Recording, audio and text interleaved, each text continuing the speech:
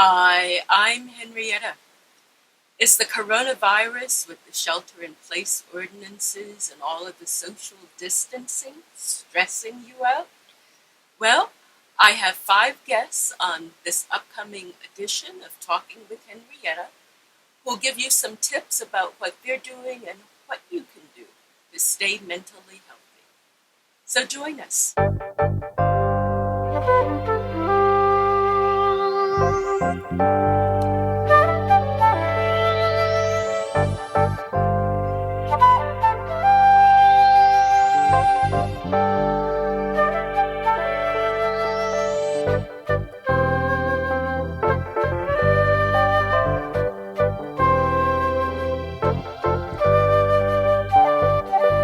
So thank you so much for being here, the 5 of you. It's a pleasure to have you here on my show. We're going to be talking about how we can deal with the stresses of living during the coronavirus. And so I'd like to start by asking each of you to say something about yourself, a brief introduction, and then we'll proceed. So, Crystal Crowley, why don't we start with you? Okay. Hi, everyone. Good evening. My name is Crystal Crowley. I am a licensed marriage and family therapist in private practice in Oakland at Sankofa Holistic Counseling. Yes, and want to say something else about yourself? Well, you said brief, so I was trying to shorten it. I primarily work with Black and Brown clients. That's my area of focus, to work with people of color, to work around our trauma, historical and otherwise, of living in the world. And so I also work with patients with depression, anxiety, and again, my area of focus is traumatic situations. Interesting. Well, the coronavirus is certainly a traumatic situation. Certainly. Sure. Gabriella? Hello, everyone. My name is Gabriella. I'm with Voices of Recovery. I am a RAP facilitator and a recovery coach. And something interesting about me is I am a transgendered woman, and I am currently in school right now to also pursue social work. So I want to work with like trans youth and the LGBT community. That's like my focus that I want to go into. Sure. Thanks. Greg? Hi, my name is Greg Thompson. I also work at Voices of Recovery, San Mateo County. Okay. We can go on to Sharon. Hi, everyone. I am Sharon Heath. I am the program director for Voices of Recovery. Co-founder is Raymond Mills, our executive director. We specialize in peer-to-peer recovery organization. And right now, let's see, a thing about me is, just trying to understand and get around the new technology and still offer support to the peers that are so in need of it. Well, I think you're obviously doing a very good job. And Thank Dr. you. Mary Bains. Yes. Thank you for inviting me, Henrietta. My name is Dr. Mary Bains, and I'm a licensed psychotherapist in practice, private practice in 2 cities, East Palo Alto, California, and San Juan Bautista, California. I'm currently helping people, as many as I can, through telehealth and the social distancing that we're doing right now. My areas of expertise are that I have an eclectic approach, and I see a variety of patients, the youngest from ages 6 and the oldest to 60. And so my goal is to help people navigate through this crisis that we are all in, and truly we are all in it together. And so I try to help reduce the anxiety associated with the isolation that's going on, and to help minimize the stress and the stressors that people are going through currently. Thank you. Thank you. We'll have to save something for the rest of the show. That's right. All right. That's right. I was supposed to be brief. I'm sorry. No, it's fine. You're talking about relieving the stressors. Yes. And so let's talk as far as the time that we're in right now. What do you think might be the greatest stress? And I'd like to get a response from all of you. Sharon, what would you say? I would say the greatest stress is trying to adapt to staying in and being sheltered inside and wondering, trying to figure out what do you do with your time and remain grateful even though you are inside. So yeah, that's a huge thing with me is being inside, but I have to remain grateful even though I can't do the things that I'm used to doing. Sure. Gabriella, what do you think might be one of the greatest sources of stress now? So one of the greatest stressors right now, Mm-hmm. the lack of employment right now. A lot of us are really struggling. Like I, for myself, I live with my partner, and there's only one income coming in right now, and I'm trying to make that ends meet. But thankfully, we have a lot of resources that are available to us that help us, through these financial hard times. Sure. Crystal, what would you say? In my estimation, I feel like what we're dealing with that's causing a lot of stress is the uncertainty of everything. Yes. We worry about our health, the health of our loved ones, whether they're in the home with us or out of the home, because we're so disconnected from folks right now. Mm-hmm. And as you all know, uncertainty causes anxiety, uncertainty causes panic, which is why folks are buying all this toilet paper that they don't need, That's they have something that they can control. That's true. Uncertainty fuels panic and anxiety. And just, the uncertainty is really hard for folks to handle because we don't know what's going to happen from day to day. Like Gabriella was saying, we don't know when folks are going to go back to work. We have, one income or no income. Folks are wondering where their next meal is going to come from, how they're going to feed their families, how they're going to, pay their rent. So just a genuine idea of not knowing from one moment to the next and that loss of control, I find that is a big problem. Okay, we have uncertainty, we have unemployment, we have sheltering in place. Greg, what would you say might be the biggest source of stress right now? So for me personally, it's definitely the shelter in place and just like adapting to like a new way of living and like doing everything online rather than in person. I don't like sitting in the house all day. So that's a big adjustment for me. But I think for like everyone overall, it's probably, the lack of unemployment, and then also like just worrying about your family members and like the health of everyone, I would say is probably what a lot of people are stressing and freaking out over. Mary, you were last, and we'll just assume right now that you'll be first. They'd say the last shall be first. Of course. Thinking about the greatest stressors that we are all subjected to, there are a number of them.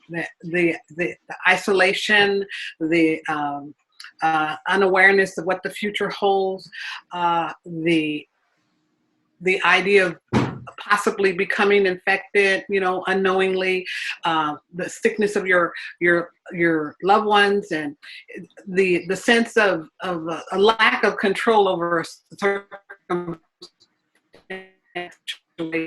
are the greatest stressors that I've been experiencing from different ones that I've been talking with over the last 4 or 5 weeks.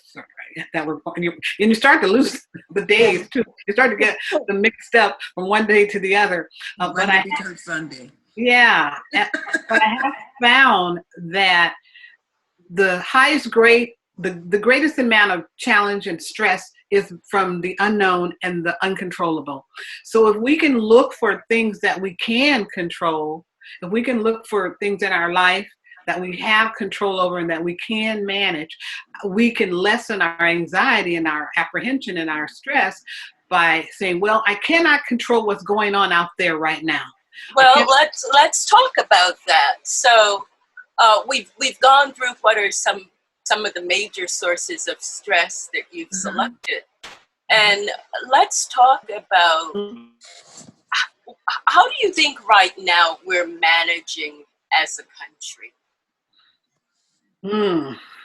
Some of us are managing better than others. Okay, now, Sharon, would you? Yeah, that seems to be obvious. Would you say, Sharon? And I would say yes, but I think that I feel like, you know, for those of us who are finding the tools to use are the ones who are actually operating better than others. For instance, you know, you have to stay at home you have to shelter inside, but what are you doing inside besides just worrying about not going outside? So, you know, Zooming is an excellent source. Get online and talk to a friend or talk to your coworkers. Yeah. Now, let's talk about this idea of sheltering in place. It seems that you've really interpreted that as staying inside. Do you think that's what that directive really means, staying inside? Can people at least walk to the front of their houses? Yeah, I think it's more the social distancing, right? You know, not actually being able to Gather, reach out and touch. Yeah. Sure. Now, would the rest of you agree with that? And we'll go back, Sharon, when you talk about the tools, and we'll go back and discuss whatever tools there are that we could use. So, Greg, what are your thoughts in terms of how you think everybody is coping? I mean, I think most people I know personally are doing okay with it, but from watching the news and things like that, and then when I do go out, I think a lot of people are definitely struggling with it and are panicking over the situation. And I think a lot of it is like the fear of the unknown, like someone else mentioned. It's just causes panic and not knowing what's going to happen. And people are scared of each other and like getting too close to people or touching other, you know, stuff that other people have touched. And it's just very different than what we are used to usually. So when you go out, Greg, do you find most people are wearing masks? Definitely, yeah. Especially lately, I think more and more now. And San Mateo County, I think you're supposed to if you're out. Yeah. Not so much. Oh, yes. But almost all the time, I see most people wearing masks, yes. So Gabriella, how do you think people are coping? Now, I talked about it being stressful. Do you think most people, those that you've run into or those that you've heard about, see this as a stressful time? Yes and no. So I'm pretty known out here in East Palo Alto, so I have a lot of friends. And some of my friends, most of them are doing good, but then there's some that are in, you know, difficult relationships right now. And I've been reading a lot that, you know, the domestic violence has been going up. And so it's sort of a win-win, but it's also, I don't know how to explain it. It's not even a win-win, you know, it's different. It's so different because people were so used to doing their daily thing. Like, for example, me, every Tuesday, one of my wellness tools was to go to the movie. Movies are shut down now, you know? So what do? It's time to start zooming in. You know? Go to the movie at home. Yeah. Transform your home into a theater. Get the popcorn out. Crystal. Some M&Ms or Raisinets, you know? You have. Yes. I'm sorry, I didn't hear you. Yeah, any thoughts you'd like to share? Well, I think that it's, you know, sort of been my experience that a lot of people are struggling with it, especially I've been finding, you know, with clients that I see, it's even, you know, more prevalent in folks who live alone because all you have is you. You know, you have I've seen these memes where people are inventing these games that they play by themselves. I saw one lady playing wine pong. She had taped a bunch of cups to her and was looking in the mirror and throwing the ping pong ball, and every time it lands she would take a drink. Oh! So people are so, I think I'm so impressed with you humans because they're so incredibly resilient, and we will find a way to entertain ourselves. But it just seems like folks are really having issues with just being inside, and, you know, even going to Starbucks for that latte on Monday mornings on your way to a meeting, or, you know, being able to walk in by Lake Merritt, you know, which is very common where I live, and just, you know, trying to create this new normal is kind of setting a lot of anxiety in folks that I've been finding. So you mentioned something. You just said something. New normal. What do all of you think the new normal might be? I think the new normal is moving toward the higher use of technology in terms of communicating with one another, okay?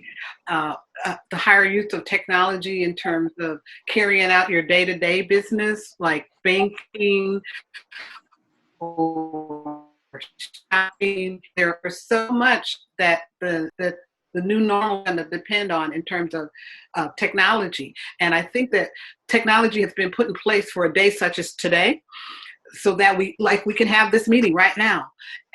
Technologically, we couldn't do this years ago if we were in a pandemic or a crisis. We couldn't do this years ago. We would have to just wait until the thing passed through. But with the advent of technology, there's a lot more that we can do. There's a lot more reaching out that we can do. And I wanted to speak to a comment that you made, the therapist from Oakland, about isolation in those alone in home. You know that our lives are busy before this whole thing happened, right? We have appointments to do this, appointments to do that, and there are things right in our immediate home that we couldn't get to. We're so busy with the business of living and working and managing that. So now we have an opportunity, since we're in sheltering in place, to look at those things in our home that we wanted to do so badly, that we wanted to get to. Maybe we wanted to do some art, or maybe we wanted to learn some music, or a lot of different things, you know. So let's talk about that. Do you find people are getting involved in things in their homes? I find that they are doing it by choice, and also because they don't have other things to do to get in the way of it. Okay, so let's have others talk about that. That's a question for the rest of you. What do you think people might be occupying themselves with now? So, Dr. Mary, I have a tendency to agree with you, because one of the things I hated to do and didn't do was cook.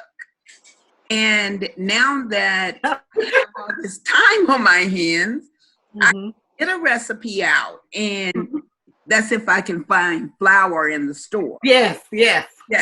But now I can't find, I found time to actually spend some time doing those enjoyable things that I didn't have the time to do. Yeah.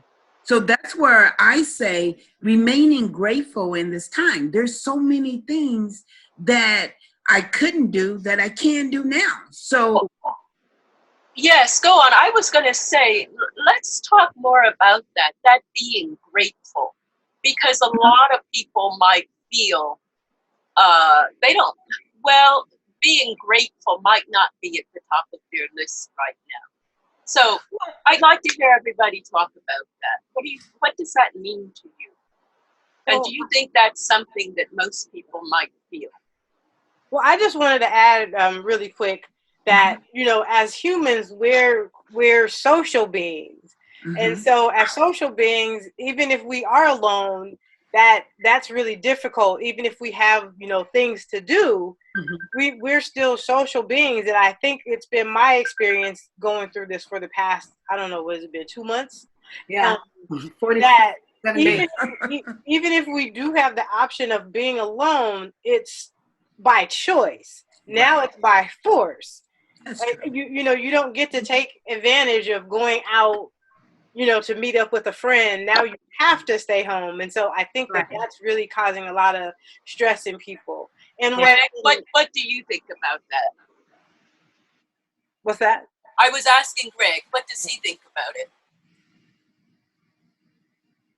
About what's the question again? Sorry, about. Well, the staying in and the being alone and how most people might be occupying themselves. Are they occupying themselves cleaning house? For example, the family and friends that I can't say that you're around since we're supposed to be isolating ourselves, but I mean, so I am with my family. I live with my family, and we have definitely, like, they've had the kitchen they've been trying to remodel for like a few years, but it always got put on the back burner, and they've been working on that a lot. I have been cleaning a lot. Like, I've been working in the backyard doing stuff and just, trying to do productive things. But, I think I probably, like a lot of people, find myself watching TV and playing on my phone probably a little more than I should or would be if I wasn't in this situation. But I'm trying to stay productive. I'm definitely grateful. I'm still working, and that I can still go to like meetings on Zoom and whatnot. So you're working at home. I am working from home with Voices. Yeah. Yes, Gabriella. Are you involved in the cleaning process? The baking process? Yeah. So for me, the same thing with me. I'm like really grateful about that we're able to work from home right now. And I think that's definitely been helping me because it gives me something to do. It gives me something to do. I know that I'm busy here. And then right when I'm done here, I'll like go on my walk. I usually do a walk after work, come right back, have dinner, and then I have more stuff to do because I'm in school. So school is definitely keeping me busy. So many assignments to do. So, Crystal, do you think a lot of people you're dealing with are cleaning up their houses, are baking? I did read that a lot of baking is being done now in houses, especially bread and all of the recipes that people didn't have a chance to do before. I baked my second cake in 25 years. Oh. So you guys have flour in your area? It was a box cake. Okay, because we don't have flour. I would agree. Stores. Yeah, I would agree that a lot of people are baking. Like I don't eat wheat flour or white flour. I do a keto diet, so I use almond flour. So I've found, me personally, I've been doing a lot of baking. My creativity has gone through the roof. I think I could be a contender on America's Next Top Chef. I have been cooking so much.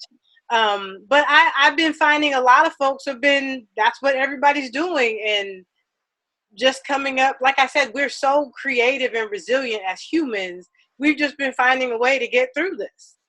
Yes. Well, I just find that amazing because we've gone from, let's say, the stress to creativity.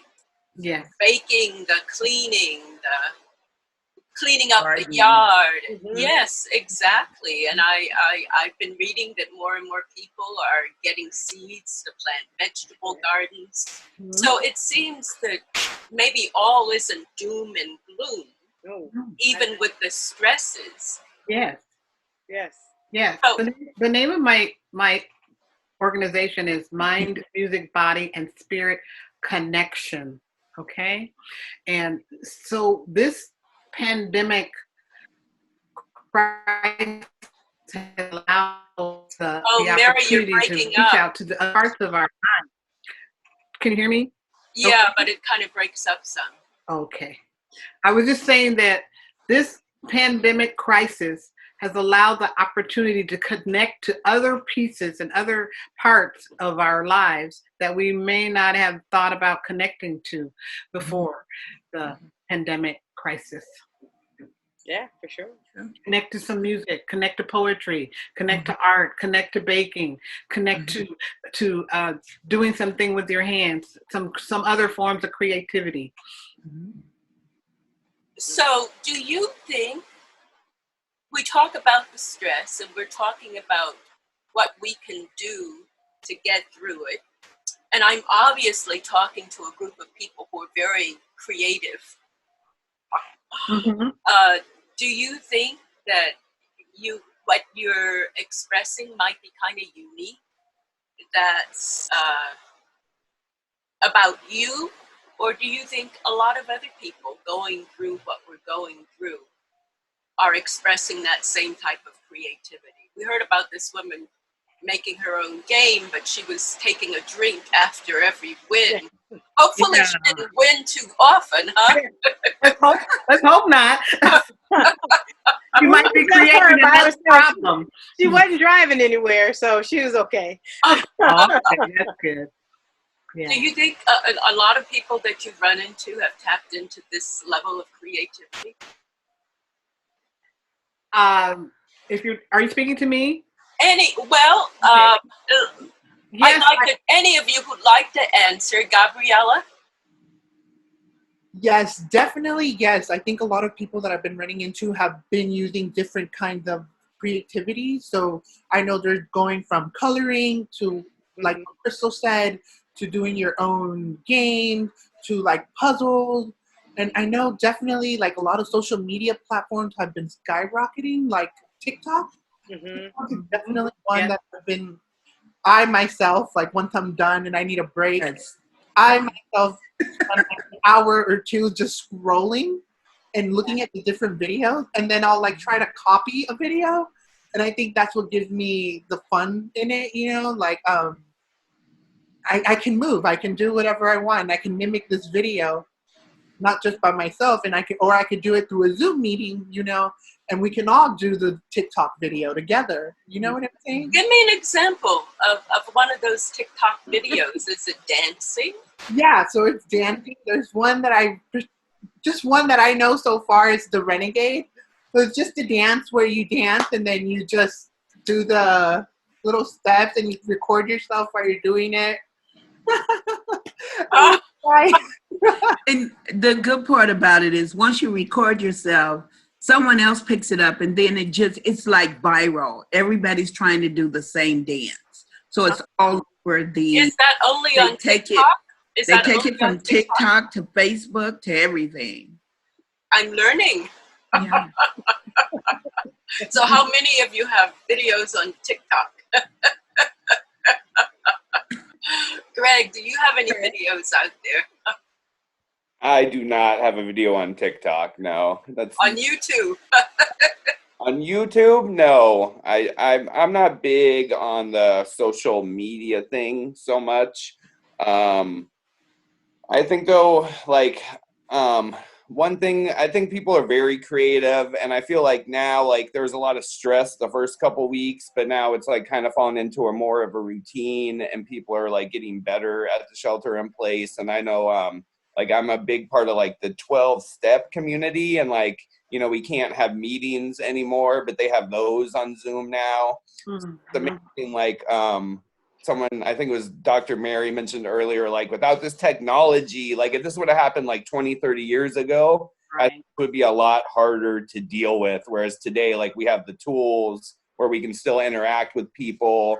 We can go to meetings, we can go to support groups, we can see family that we're not allowed to see. So I think everyone's doing a good job, like, getting creative and doing what they can to make the best of a situation, that we have no control over. So sure, technology has really made a difference in our lives, and I'm reminded of the 1918 flu epidemic, where people didn't have it, millions died, and yet somehow people must have done something, because at that time they were told to quarantine themselves, many of them to stay in. So I guess our lives will never be the same. What do you think about that, all of you? Have our lives changed? Yes, Basic changes in our lives. there are changes. There are some major changes. I think that we are never going to know life as it was before. That this is changing our lives for the future. I'm grateful. You talked about thankfulness earlier, Henrietta, and I didn't get to respond in terms of why and how I'm seeing the thankfulness and why I'm grateful. I'm grateful that we have this technology. I'm grateful that I'm not, my loved ones aren't sick and friends aren't sick yet, or hopefully that we're taking the steps by this lockdown or whatever, or this social distancing that we're doing, and the sanitizing that we're doing, and all the careful steps that we're taking. That I'm grateful and thankful for that. And my concern is that we don't move too soon back to how our lives used to be, and then we have a worse epidemic than we would have had we taken the steps slower.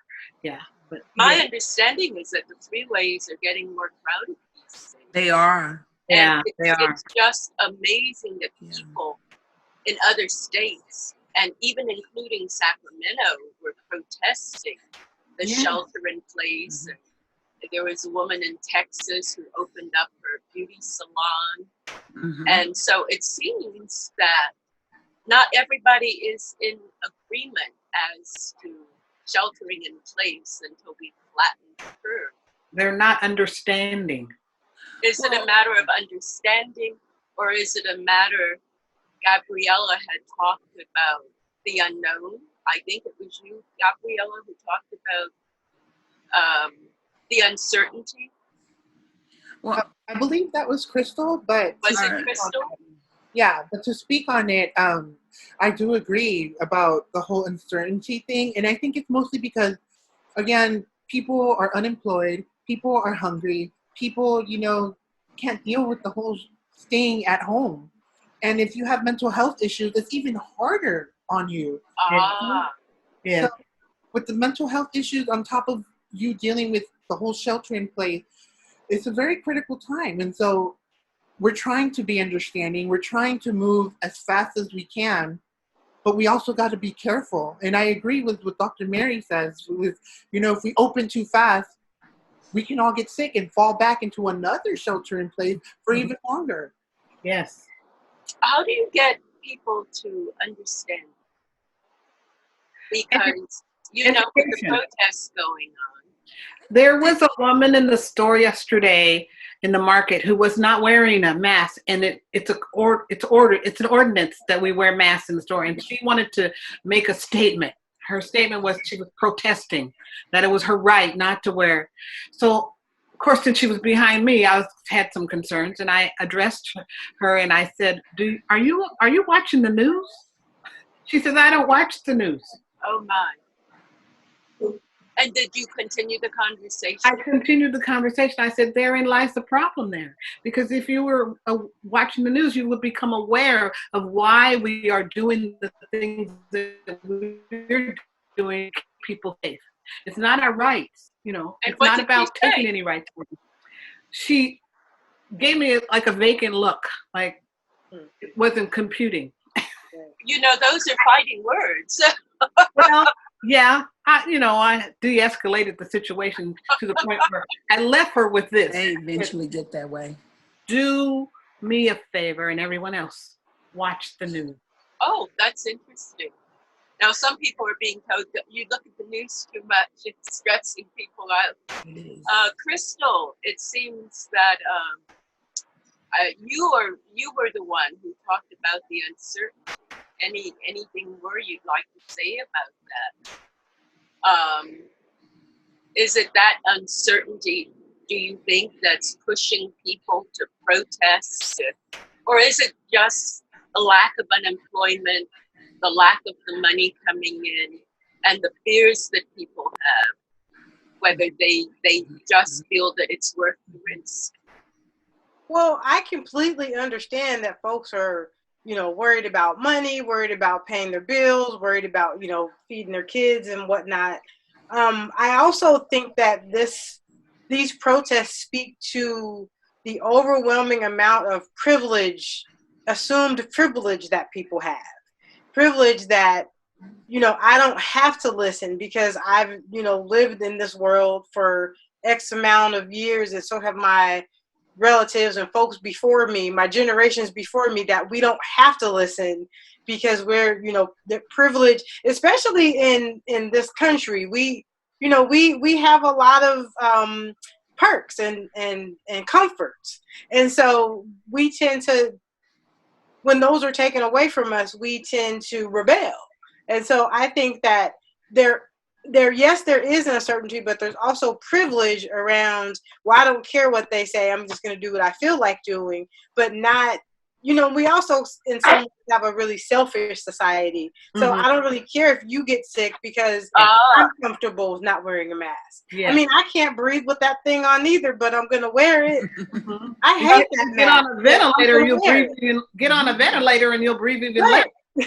Right. I can't stand wearing that mask. It makes my face itch and I can't breathe, but I bet you I'm still going to wear it every day. Maybe I want to live. And I want you all to live. Or maybe get a different type of mask, huh? Or keep experimenting with. That's what I've been doing. I've tried them all. Invent your own. Yeah, but I don't care. It can itch. I don't care because I want everybody that I come in contact with to be healthy, and I want to be healthy. So you have your priorities. Yes, and I think if we looked at it that way, it doesn't matter what you think. What about if you know, you have a 90-year-old plus grandmother at home and you go home and you give that to your grandmother and she doesn't make it because you want to assert your privilege. Yes.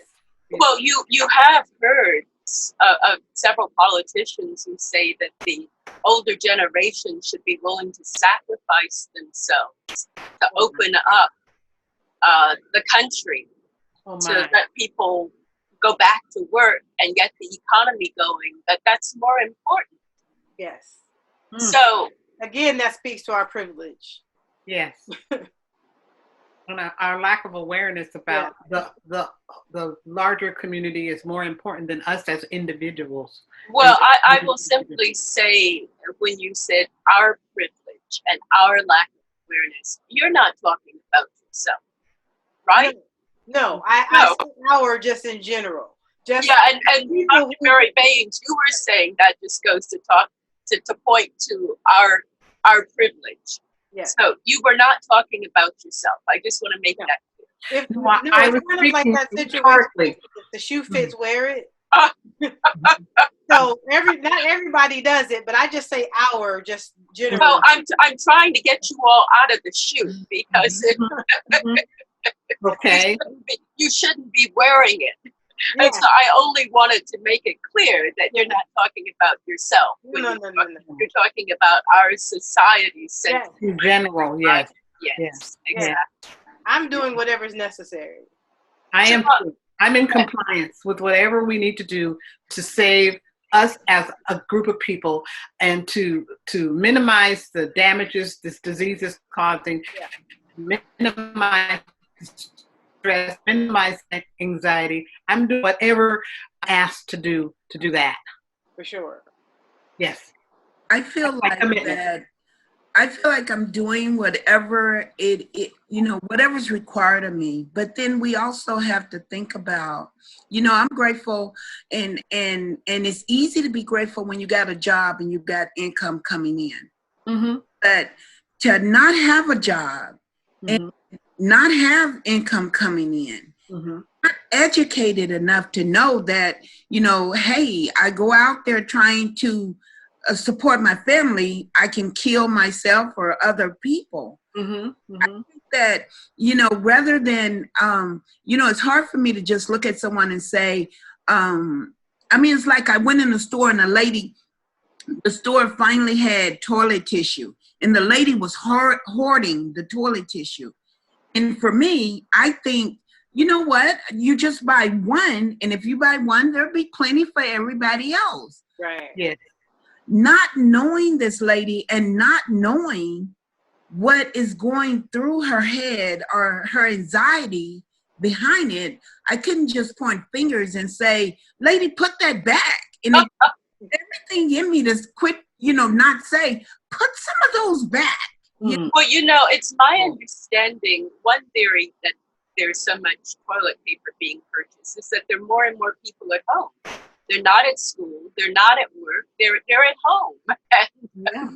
So that's one of the explanations now. It says it calms them. White is a calming theme. You think that's it? Something white and fluffy calms you. Mm-hmm. But it's also the one thing that you can control. Like I can't control what happens with this pandemic, but I can control how if I get 6 billion rolls of toilet paper. I can control that. And I know that I'm going to be stopped. Whether I use it or not doesn't matter, but I have control of how much I can buy. And that's true. Anxiety. Yeah.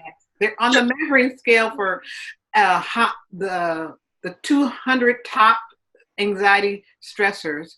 One of them on that 200 measuring scale is the possibility of not having enough toilet paper. Are you serious? I'm serious. It used to be the number one fear was public speaking. Now that's on the list.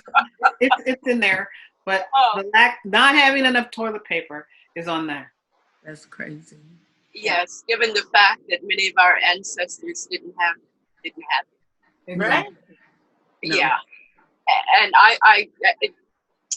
that's just as a very brief aside. I heard someone on the radio talking about all the things you could substitute. Right. Exactly. That's what I said. I can think of a number of things. Yeah. So, in the time that we have left, Sharon, you had talked about the tools. Earlier on, you had talked about the tools. So, when it comes to maintaining our mental well-being, or just our well-being in general, what tools were you thinking of that we could use?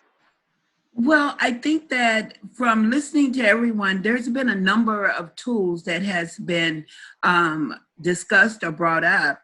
And I think, that's where I'm so fortunate to work where I work. And that's at Voices, because we bring in people that don't know what to do during this time or have all this anxiety. And the tools that we share with them is could be anything, such as taking a walk. You get so built up and so your anxiety is so high. You can take a walk. A simple walk around the block is a tool that is helpful for me. And another one is growing vegetables. I'm able to go out. I love tomatoes, fresh tomatoes and cucumbers. Oh my God. So finally I got to do that. So those are just a couple of tools that I say it helps me with my mental health. Walking and getting in touch with nature. Yes, most definitely. So let's go around. Greg, I haven't heard a lot from you. And, what tools might you suggest, or whatever tools you might be using yourself? I also have been taking a lot of walks. I feel like just getting out of the house right now and like exerting some energy is very important. I've been trying to start exercising more. Obviously we're limited. We can't go to the gym like I was before. So, you got to get creative with that and your workouts. And then, really like Zoom and like doing the rap groups with Voices, doing 12-step meetings online, just being able to stay in touch with like my loved ones and my friends. Like a lot of times just being able to talk about like your fears and your problems and your anxieties like helps a lot, just to have someone to talk to and listen. So I think just reaching out and, I'm just grateful for the technology. So, yeah. Sure, that's terrific. Gabriella. Definitely also taking walks. I play Pokemon Go, so that's an app. And the Pokemon Go, you just turn it on and you walk around. You can see a map of everywhere where you're at. And I literally walk around these locations, and I take a good hour walk So that usually keeps me okay. And then I also have a cat, so I'm playing a lot more with my cat. I'm pretty sure he's annoyed because we're not going anywhere. Oh, you mean he's not grateful for the added attention? Yeah, so I even take my cat with me on a walk. I bought a backpack that I can put the cat inside, and I walk around. And how is the cat taking that one? Well, the cat, at first, he didn't like it. He was like meowing. And then the second time I put him inside the backpack, we got home. I opened it so he can get out. He got out and went right back in. You know, I have 2 dogs, and I used to see a woman walking her dog, and she had a cat that followed, and I thought that was the most amazing thing. So I didn't know, maybe if you had your cat on a leash. I have him on a leash too. So I carry him in the backpack, and then once we get to like a nice nature setting, I'll let him out with his leash, and he'll like sniff around, but he won't go too far. And then I'm also cooking. I've never cooked before, so oh, really? Really, I'm learning all these new skills, but I'm not the greatest, but I'm not the worst either. Crystal. You're gonna have to visit Crystal. Well, I like to cook and bake anyway, but you know, because I've changed my diet, it's, you know, I like it. It tastes good to me, and everybody that I've, you know, shared with likes it. But besides cooking and baking, my daughter, I have an adult daughter that doesn't live with me, and she has to go to work, but I get to work at home, so she drops her puppy off. And so I spend time with the puppy. We go on walks, and he keeps me busy because this puppy literally translates into a 2-year-old toddler. Oh, yes. So I chase after him all day, take things out of his mouth. So he keeps me busy. And I, you know, I noticed that he keeps my anxiety down because when I pet him, you know, because research does show that petting animals keeps your anxiety down. So and lowers your blood pressure. Yeah, so we spend a lot of time cuddling, and when I'm not walking him, so it's been really helpful for me. Now, what have we not talked about in the remaining time that we have that you might think is important to share? So one thing that comes to the top of my head that could be really important would be, you know, find out what resources are available in your county, in your area, because again, I live with my partner. We're renting a 1-bedroom apartment, and there's only one income coming in right now. And if it wasn't for these resources providing free food, providing financial assistance, you know, it would be hard on me right now, you know? So I think just get involved. Don't be afraid to ask questions, and, you know, wear your mask, stay safe, you know, stay sanitized. That's what I would say. Just find out what resources are available to you. Yeah. Sure.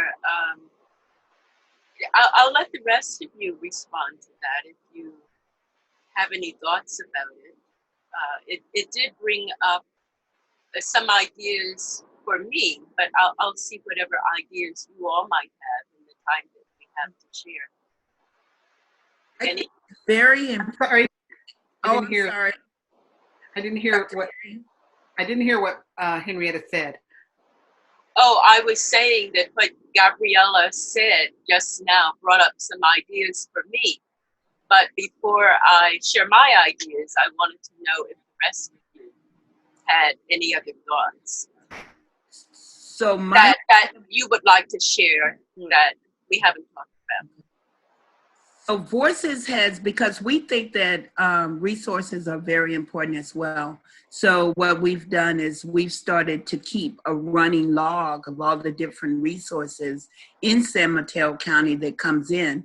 So when someone sends us an email about food being free in some location, we share that out with everyone in our distribution list, as well as keeping that resource in a log, so that if people call, we have these resources where we can direct people to where they can go and get help, because it is important. And it's a lot of people right now needing and requiring some type of assistance. Mary, I any ideas? was going to add to the question before that you had of what we can do to help deal and cope. Meditation while we're at home, okay? So time for intro reflection, to think about the things that we don't get the time to think about, to slow down and do that, to look at all the resources that are available to us out there, because I live in San Benito County, and they have limited resources, whereas the larger counties have more because they have more people. However, they're all over the place, and then they're coming from the state also. So be aware of all resources out there, and this will help minimize your anxiety, help minimize your stress about the uncertainty of the future, because you can say, well, maybe I won't be able to go to that job or get that check, but there is unemployment I can apply for, and there is the stimulus package, and there is, there are these other resources that are out there for homeowners or for renters, or they're pouring out, just we have to tap into them and not get frustrated because there are so many people going after them. Then, sometimes the sites go down, but to hang in there and remember that we are all in this together. Yes, so famous last words. They can be yours, Crystal. Do you have anything to share that you haven't shared, that you don't think that we have shared that should be shared? So I would say, I have a couple of things real quick. I would suggest that people really monitor their social media and media diets. Watch what goes in your head, in your brain. Don't be afraid to delete people or snooze people who are constantly publishing all these bad facts that we're reading. And the other thing is just to focus on the things that we can control. We can't control the virus, but we can control keeping ourselves safe, what we do in our own homes, how we connect to other people. And then the last thing I wanted to say is, it's important for us to, in this new environment, to learn how to tolerate uncertainty. And how you can do that is back to what Dr. Mary was saying: meditate, exercise, do some mindfulness techniques. We have to learn how to tolerate not knowing what's going on every minute of every second of every day. Well, thank you. Those were very important last words from all of you. Very important. First words, middle words, last words. And so I think we've gotten some insights into how we can live our lives the way we hadn't lived them before, since we're in a time that we're facing, where we're challenged to deal with reality that we've never experienced before. So I'd like to thank the five of you for joining me. Thank you for having me. Yes. Always a pleasure. What we can do to maintain our mental balance. So thank you very much, Greg, Gabriella, Crystal, Sharon, and Mary Bains. Quick question before we leave. Would everyone be okay with me taking a picture? I'm fine with it. Sure. I'll send it to you. If Henrietta, I'll send it to you and you can send it out to everyone else. Okay, that's fine. Gotcha. Thank you. Thank you. On that, I'll say goodbye. Bye to everyone. Stay well. Nice to meet all of you. Nice to meet you, Crystal. I'd like to have your email. I'd like to have some of those recipes. It's a pleasure. Sure. If you Thank you for having us, Henrietta. Henrietta can share it with you. Okay. Email. Great. Thank you. Bye. I would like to speak with you too, Crystal. Okay. Okay. You can get my email from Henrietta. All right. Great. Okay. Thank you, Henrietta. Right, bye-bye. Take care. Bye. Bye. Bye. Well, that's it. That's the end of the show. I hope you enjoyed it and hope you walked away with some tips about some of the things that you can do to stay mentally healthy. I look forward to seeing you the next time on Talking with Henrietta.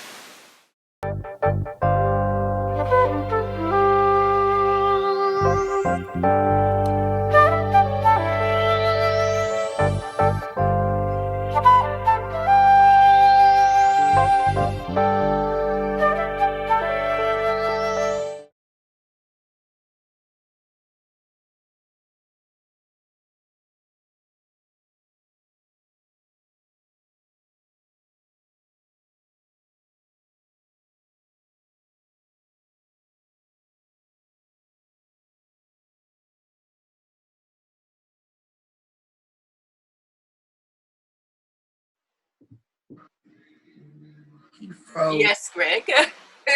He froze. Interesting. Welcome to the future of technology. Yes. All its bumps and challenges. Yeah. Yeah. Sorry.